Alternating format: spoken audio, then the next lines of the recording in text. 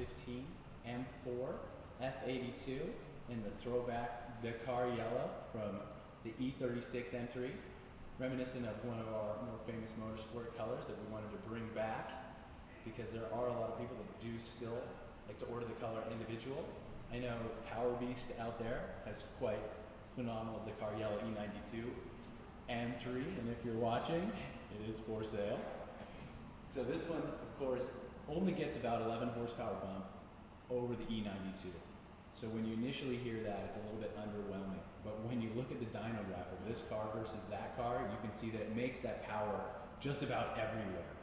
When you have your foot into it, it's always making tons of power. Where the E92 kind of went into a crescendo, very high RPMs, you get that power spike. So this car's a blast because you always have that power. You don't have to get the car too wound up and leave your foot into it. So feels a lot faster, is a lot faster. From the videos we've been seeing online, you see that it takes about a 600 horsepower supercharged E92 M3 to be equally as fast as these F80s and F82s. So really impressive power plant, this S55.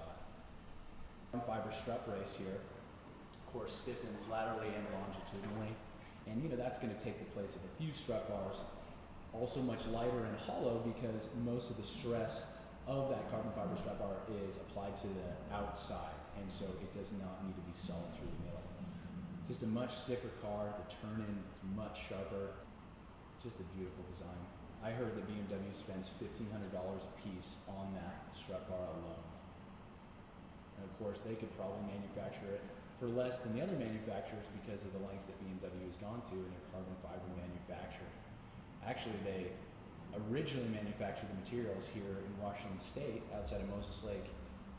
So I'm thinking that this application of carbon fiber is really foreshadowing the direction of the G models, as we're calling, the next 7 and 5 and all the series to come, that are going to be very focused around carbon fiber lightweight construction. You get a great look here at some of these welds here, just artistic. You see how they hollow this out here to be lightweight, but every bit as strong. You get, the top mounted water to air intercooler. We've been seeing this car, little bits I've seen online, Beamer post, going around Road Atlanta like crazy all day at M training, just lap after lap after lap of flogging in hot weather in the summer. That temp gauge is still well under halfway. It's usually just a quarter way up, about 190 degrees, no matter what you do to it. Even now. But just a work of art, really. I mean, the fact that the old S65 weighed less than the S54, being a 3.2 liter 6, and then this motor again weighs less than that V8. I mean, to think that a turbocharged 3 liter weighs substantially less than the old 3.2 liter naturally aspirated is pretty amazing use of technology and materials there. M Training, George Bartels, head of M Sales, taught me how to close this hood. Not like that would be something that would be difficult regularly, but you have an aluminum hood here, you've got the aluminum front fenders here, helping with lightweight construction as well as that balance. The entire suspension in the front is made of aluminum as well. While it's steel and reinforced in the rear, of course. Closing this hood, you don't want to put your fingers on it, because even if you depress hard enough with your fingertips, you can even see little dimples traditionally in BMW with the aluminum. So you want to get your hands on the outside here, right? And then you want to just give it a little bit of a slam there at the end without pushing down on the hood, and that will make sure it's nice and even. You can't really let it go down on its own weight because it hardly weighs anything at all. On these brakes, and were we seeing, Chris, that the caliper itself was manufactured by Brembo? Only using the best, of course, as other manufacturers also use Brembo, but these wheels I think are fairly spectacular. Hopefully they give us another forged wheel option when the competition package comes out. I know it was difficult for a lot of people to go to the 359 M's, that competition package wheel, and the E92, knowing it's not a forged wheel, even though it was a BBS wheel. The wheels, the 19-inch wheels that came on the E92 were forged, so kind of a little bit of a sacrifice there. And then, looking at the weights between the 18s with the bigger rubber versus the 19s with the lighter lighter wheel construction. It's interesting to see the trade-offs there. There's not a massive difference in unsprung weight for each wheel and tire. So here we're looking at the full leather interior. It's the full merino leather, just beautiful. This leather is it's just so soft, and you know, it's covering everything this time around. I know that there were some custom builds with E92s where they did the leather dash, but having that as an option right out of the gate just makes this feel as upscale as any car in that $100,000 ballpark, and with this top-notch leather covering everything. It's a 2650 premium over the base extended leather.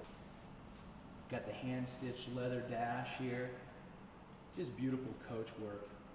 Just not going to see any flaws in there from any barbed wire or anything like that. And relative to the market, just a great value. Carbon fiber trim, you're going to find that you're paying $3,000 or $4,000 in, you know, the comparable RS5 or C63 AMG for the same trim, and of course much more than that in a Porsche. But there's just a generous amount of carbon fiber. These pieces, you know, are by no means minimalist. They're fairly substantial, so it gives it a very motorsport theme.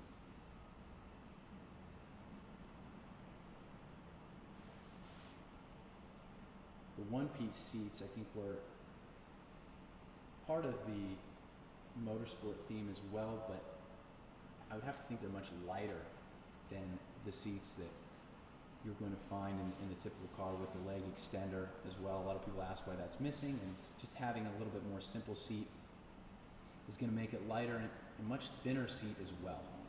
So having a higher density foam in the seat, I think, is a way that they made it very comfortable over long journeys, but you also have a little bit more legroom for your rear passengers, and maybe even more legroom over the regular 4 Series coupe because of the thinner seat.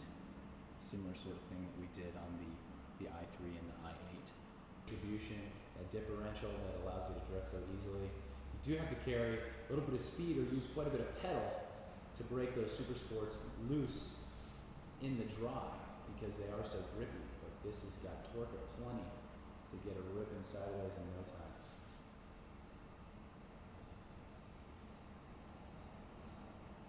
3 inches wider than the regular 4 Series coupe. If you look at that rear fender lined up with the rear view mirror, you can see that the rear fender is about equal with the end of the rear view mirror, just showing off those big old hips. It's one of the only BMWs